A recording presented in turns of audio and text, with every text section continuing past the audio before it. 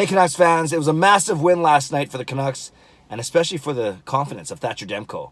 I'm Clay Emo. I'm at Canuck Clay on Twitter. I'm at Clay Emo on Instagram. I'm the founder of the GLCBC, the Good Looking Canucks Positivity Club, and this is my Canucks take, all in one take. It's Clay's Canucks commentary for Wednesday, March the 11th.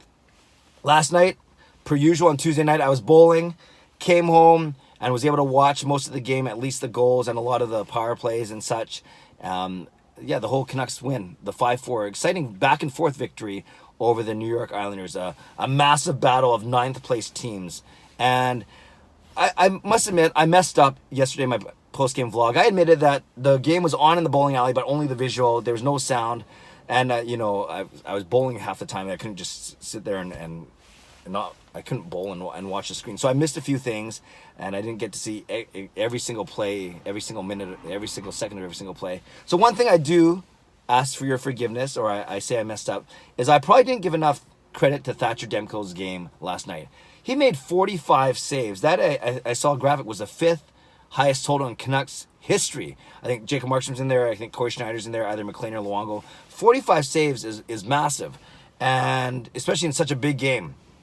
And I think, admittedly, yesterday, I kind of looked at the second goal, which I think he should have had, although, the Eberle one, where he kind of walked in all alone. The third goal by Nelson, I think he should have had, although it was kind of a weird one, right? It bounced past Fantenberg. They thought it was going to be glove hand pass, but he passed it to himself, so it wasn't.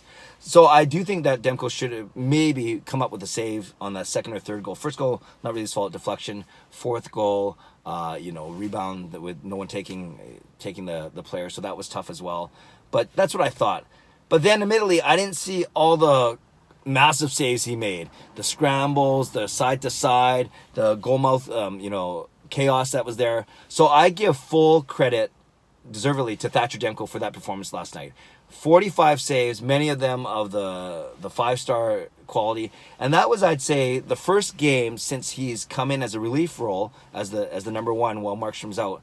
I would say that's the first game that he's actually stolen or had a major impact. Maybe the Montreal game too, the Canucks won 4-3 in overtime. But I'd say this one for sure, because the Canucks were all shot 49-35 or whatever it was, and Demko had to come up with some massive saves, especially in the third period as the game was tied going down the stretch, and of course in overtime, and of course in the shootout, stopping all three shots that he faced. So I want to give full credit to Thatcher Demko for last night's performance. And I think it's massive from a standpoint of his confidence, knowing that he can beat good teams and he can face 50 shots a game if he has to. I'm sure he doesn't. That's not his preference. And I think it gives a lot of confidence to his teammates as well. The fact that they can win these big games, get outshot, which isn't great. I'll talk about that in a second. But that they can win these big games with Thatcher Demko behind them. So I think that can't be understated, just how important this win was, not only for the Canucks' playoff chances, but for Thatcher Demko's confidence, and then the confidence of his teammates and the coaching staff. So the Canucks, I've said this a few times, they haven't really changed the way they've played in front of Demko from the way they played in front of Markstrom. And that's not necessarily a good thing. There's a lot of defensive holes, and we saw that in almost all the goals last night, and even some of the goals that didn't go in. I mean, some of the shot saves that he had to make. And it's not just the two D-men, although Fantenberg had a brutal game.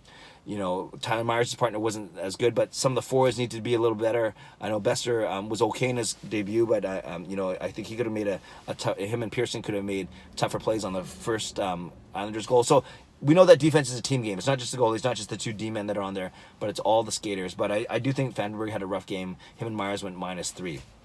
Why that's important is because Chris Tanev, we don't know how the status of his injury, leaving the game in the third period. So if Tanev is hurt long term, which I hope he isn't, then does that mean that you put Jordy Ben on the right side? That's the most seamless thing, and he played well in doing that spot duty in one game last week. Do you put Jordy Ben on the right and keep the same six? Or do you put Jordy Ben in for Fantenberg and then put a Rafferty or a Brisebois or Chatfield on the right side? Who knows? We will see if the Canucks make any roster moves over the next little bit. But hopefully the Tanev injury is not that serious. He's played all 69 games for the Canucks, just one short of his career high, matching his career high. And then the other news on the injury front, Jacob Markstrom skated yesterday. And it was exactly 2 weeks ago on a Wednesday that the Canucks first announced that they had a minor procedure done on his lower body. We were all presuming knee, meniscus. And the Canucks said they'd give an update after 2 weeks. So it's 2 weeks now.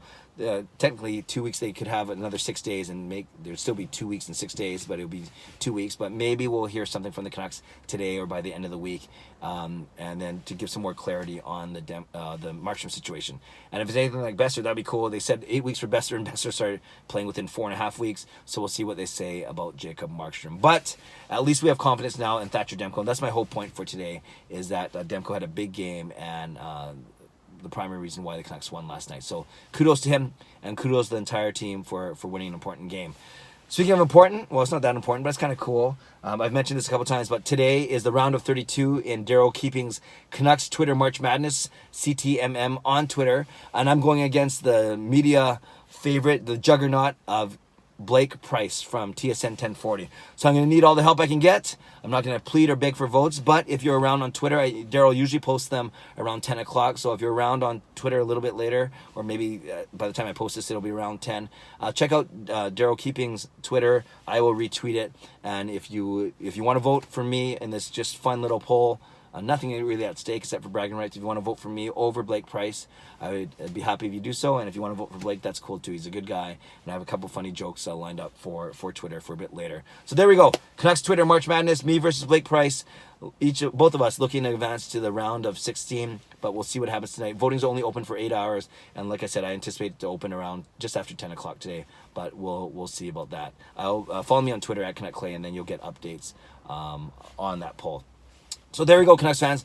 Let me know what you thought of last night's game, of Besser's return, of Demko, of Miller, Toffoli, Pettersson, Hughes, all those guys. Most of them got points. Besser didn't, but I thought he was okay in his debut. But yeah, Besser's return, Thatcher Demko's game, and anything else that stood out to you from last night's game. Canucks are now in a wildcard spot once again. Battling, but they're only 1 point behind Calgary, and that's who I think the Canucks should focus on instead of worrying about all these crazy wildcard teams. Leave a comment below. I'd love to read, react, and reply. Subscribe if you'd like to. Like this video if you'd like to. Enjoy the day. God bless, and go Canucks go.